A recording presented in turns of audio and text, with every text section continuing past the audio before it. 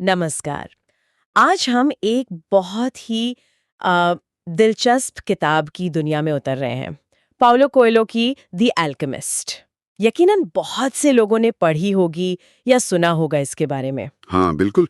ये उन किताबों में से है जो मतलब काफ़ी असर छोड़ जाती हैं। हम्म। और आज हम हमारे पास जो भी ये नोट्स या कुछ स्क्रिप्ट के हिस्से हैं, उन्हीं के आधार पर कोशिश करेंगे कि इसके जो गहरे मतलब हैं, उन्हें थोड़ा हम्म, समझें। सही कहा। और ये सिर्फ कहानी का कोई एकेडमिक विश्लेषण नहीं होगा, है ना? कोशिश ये है कि कोएल्हो के जो विचार हैं, जैसा इन स्रोतों में बताया गया है, वो हमारी अपनी जिंदगी से कैसे जुड़ते हैं। वही तो। क्योंकि द अल्केमिस्ट सिर्फ सैंटियागो, वो जो गडरिया लड़का है, हम्म। उसकी कहानी नहीं है।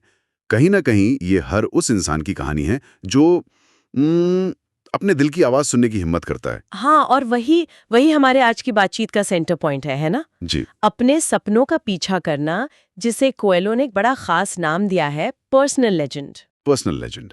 अपनी वो सच्ची राह, अपनी किस्मत, उसको पहचानना और फिर उस पे चलने का साहस दिखाना। और इसी से जुड़ा है वो बहुत ही फेमस कोट जो इन सोर्सेज में भी मतलब हाईलाइट किया गया है। हाँ, when you want something, all the universe conspires in helping you to achieve it. बिल्कुल। जब आप किसी चीज को पूरी शिद्दत से चाहते हैं तो पूरी कायनात आपकी मदद करने में जुट जाती है। हाँ।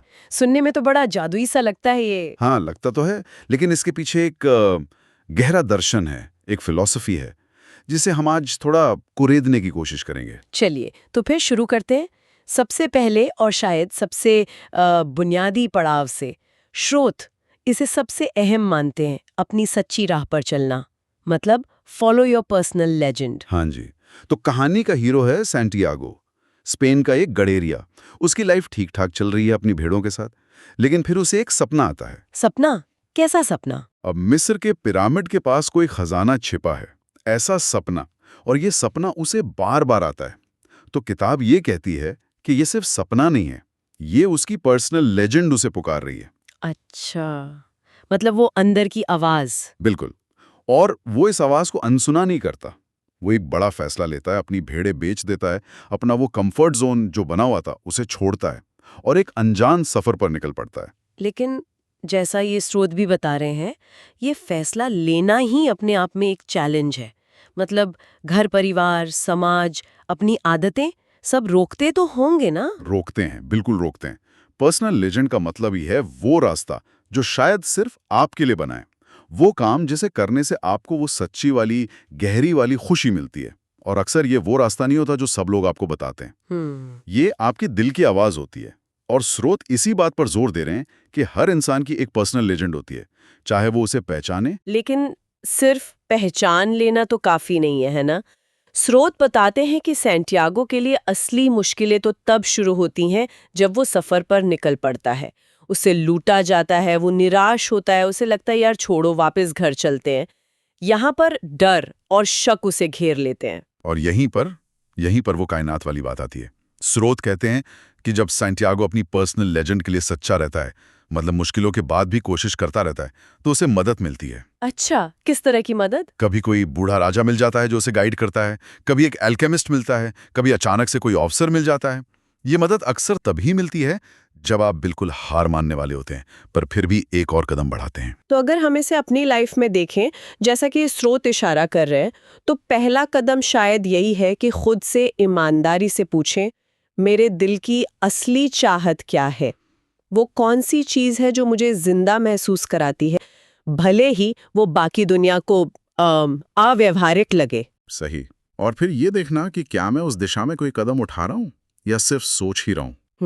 और वो कदम, जैसा स्रोत भी कहते हैं, बहुत छोटा हो सकता है।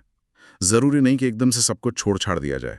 शायद कोई नई स्किल सीखना शुरू करना, या उस फील्ड के किसी इंसान से बात करना, या बस उस सपने के बारे में और रिसर्च करना। मतलब रोज छोटे छोटे कदम। हाँ, रोजाना छोटे लेकिन लगातार कदम, वही उस कायनात की साजिश को एक्टिवेट करते हैं। ये कोई पैसिव इच्छा नहीं है कि बस सोच लिया और हो गया। ये एक्टिव कोशिश है जो मदद को अपनी तरफ खींचती है। लेकिन आपने डर और शक का जिक्र किया था। हमारी स्रोत इसे दूसरी बड़ी रुकावट मानते हैं। शायद पर्सनल लेजेंड को पहचानने से भी ज्यादा मुश्किल है उस रास्ते पर टिके रहना जब डर सामने खड़ा हो। Fear is the biggest enemy. बिल्कुल, ये बहुत पावरफुल पॉइंट है। स्रोत बताते हैं कि सैंटियागो की यात्रा में डर कई शक्लों में आता है। असफल होने का डर, सब कुछ खो देने का डर, अनजान का डर, यहाँ तक कि कामयाब होने पर जिम्मेदारियां बढ़ जाने का डर। हाँ, ये भी होता है। उसे डर लगता है कि अगर वो पिरामिड तक पहुंच गया और वहां खजाना नहीं मिला तो उसका सारा त्याग, सारी मेहनत बेकार चली जाएगी। और इसी डर के जवाब में कोएलो की वो गहरी बात आती है जिसे श्रोट ने भी कोट किया है। Fear of suffering is worse than the suffering itself. मतलब तकलीफ का डर अक्सर खुद तकलीफ से ज्यादा बुरा होता है, हमें पंगु बना देता ये है। तो हम सबने महसूस किया होगा, है ना? कितनी बार हम कोई जरूरी काम या बातचीत सिर्फ इसलिए टालते रहते हैं क्योंकि हमें लगता है कि नतीजा बुरा होगा। हाँ, कितनी बार कोई मौका इसलिए छोड़ देते हैं क्योंकि लगता है कि यार मैं फेल हो जाऊंगा या हो जाऊंगी। स्रोत यही बताते हैं कि ये डर अक्सर हमें वो पहला कदम उठाने ही नहीं लेता जो शायद हमारी जिंदगी बदल सकता था। हम असल में तकलीफ झेलने से पहले ही उसके ख्याल से ही हार मान लेते हैं। तो फिर सवाल ये है कि इस डर से पार कैसे पाया जाए? क्या श्रोत कोई प्रैक्टिकल तरीका बताते हैं? क्योंकि सिर्फ ये कहना कि डरो मत, इससे डर जाता तो नहीं है। नहीं, बिल्कुल नहीं। स्रोत एक बहुत ही एक्शन ओरिएंटेड तरीका बताते हैं। एक्शन। जब डर लगे तो सोच में मत उलझो, बस एक छोटा सा जो भी उस वक्त मुमकिन लगे वो कदम उठाओ। जैसे अगर बिजनेस शुरू करने से डर लग रहा है तो शायद पहला कदम सिर्फ मार्केट के बारे में थोड़ी जानकारी इकट्ठा करना हो, या अगर पब्लिक में बोलने से डर लगता है तो शायद पहला कदम सिर्फ अपने दो चार दोस्तों के सामने अपनी बात रखना हो। अच्छा। इसका मतलब है कि एक्शन लेने से डर कम होता है। हाँ, स्रोत इसी तरफ इशारा कर रहे हैं। एक्शन से ना स्पष्टता आती है, क्लैरिटी मिलती है। जब आप कुछ करते हैं तो या तो आपका डर बेकार साबित होता है, या आपको पता चलता है कि हाँ मुश्किल है पर मैं इससे निपट सकती हूँ, या फिर आपको लगता है कि रास्ता थोड़ा बदलना पड़ेगा। हर हाल में आप उस डर की जकड़ से बाहर निकलते हैं और सिचुएशन पर थोड़ा कंट्रोल पाते हैं।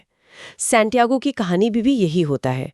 जब जब वो डर के बावजूद कदम उठाता है, उसे या तो रास्ता साफ दिखता है या कोई मदद मिल जाती है, अनुभव होते हैं, उसे संकेत मिलते हैं, इशारे। स्रोत इसे तीसरा महत्वपूर्ण पॉइंट बताते हैं, साइंस एंड ओमेन्स, संकेतों को पहचानना।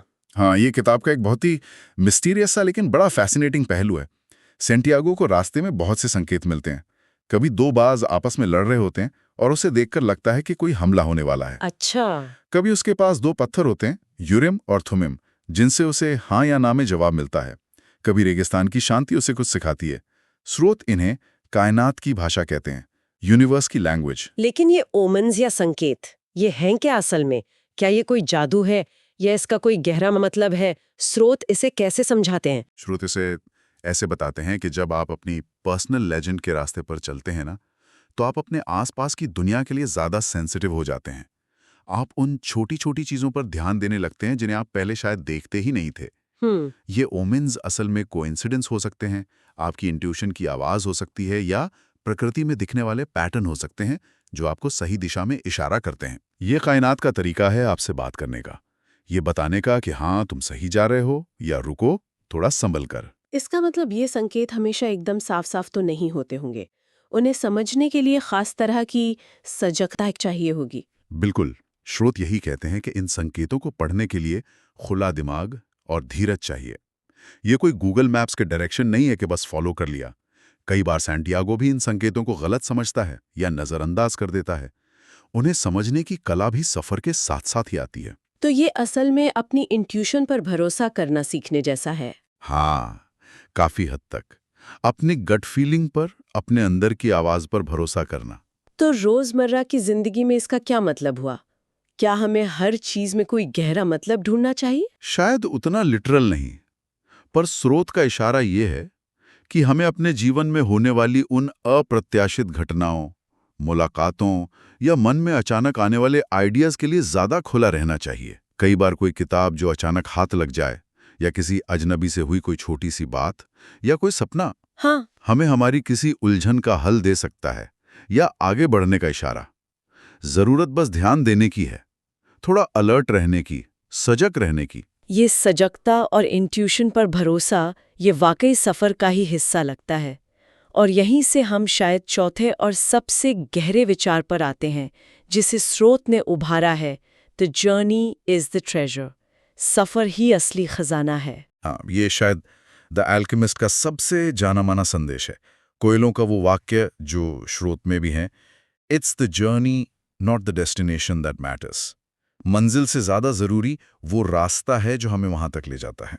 कहानी के आखिर में सैंटियागो पिरामिड तक पहुंचता तो है, लेकिन उसे खजाना वहां नहीं मिलता। नहीं मिलता। खजाना तो वापस स्पेन में ही था, उसी टूटे हुए चर्च में, जहां से उसने सफर शुरू किया था। ये तो थोड़ा एंटी क्लाइमैक्स जैसा नहीं लगता? लग सकता है शुरू में, लेकिन यही कहानी का असली जादू है, जैसा स्रोत भी बताते हैं। जब सैंटियागो वापस पहुंचता है, उसे एहसास होता है कि असली खजाना वो सोना चांदी नहीं था जो उसे मिला। असली खजाना तो वो सब कुछ था जो उसने इस पूरे सफर में सीखा और अनुभव किया। अच्छा, जैसे ओके। उसने रेगिस्तान की भाषा सीखी, उसने एल्केमिस्ट से ज्ञान लिया, उसने फातिमा से प्यार करना सीखा, उसने अपने डर पर काबू पाना सीखा, उसने संकेतों को पढ़ना सीखा।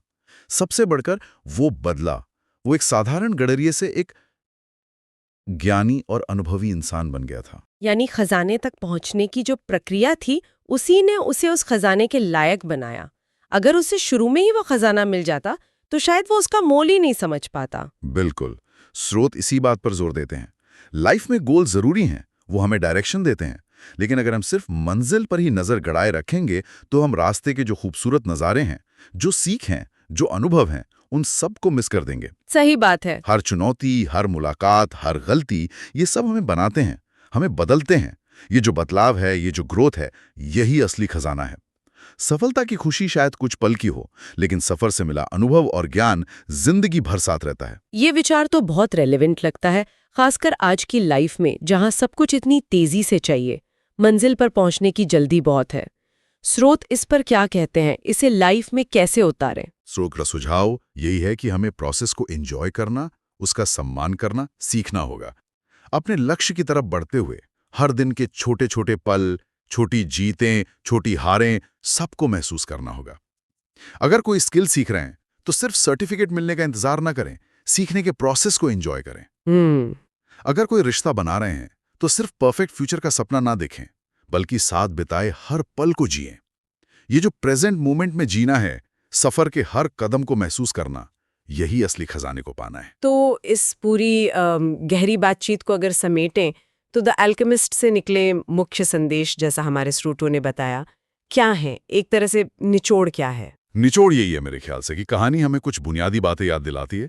अपने दिल की आवाज, अपनी पर्सनल लेजेंड, उसे पहचानो और उसका पीछा करने की हिम्मत करो। रास्ते में डर जरूर आएगा, लेकिन याद रखो कि डर का एहसास अक्सर असली तकलीफ से ज्यादा बुरा होता है। तो एक्शन लो और डर को जीतो। कायनात तुम्हारी मदद करेगी, बस उसके संकेतों और इशारों के लिए अपनी आंखें और कान खुले रखो, सजग रहो, और सबसे जरूरी, मंजिल ठीक है पर असली खजाना सफर में है। उस सफर का, अपनी ग्रोथ का आनंद लो। Follow your heart, conquer your fears and trust the journey.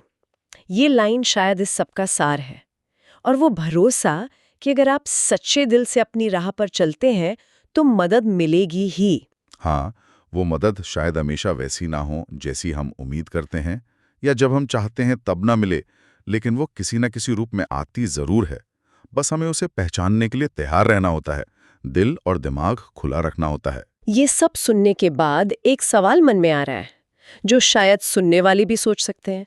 हम अपनी इस भाग दौड़ भरी रोजमर्रा की जिंदगी में उन छोटे छोटे संकेतों, उन ओमेन्स को कैसे पहचानें? वो इशारे जो शायद हमें हमारी पर्सनल लेजेंड की तरफ गाइड कर रहे हों। वो कौन सी अनदेखी फुसफुसाहटें हैं जिन पर हम शायद ध्यान नहीं दे रहे? और शायद इससे भी सीधा सवाल ये हो सकता है कि आज, अभी इसी वक्त, अपनी उस सच्ची राह की तरफ वो कौन सा एक बहुत छोटा सा ही सही कदम है जो उठाया जा सकता है। वो पहला कदम जो शायद एक अनजान लेकिन अद्भुत सफर की शुरुआत कर दे। ये विचार छोड़ जाते हैं सोचने के लिए।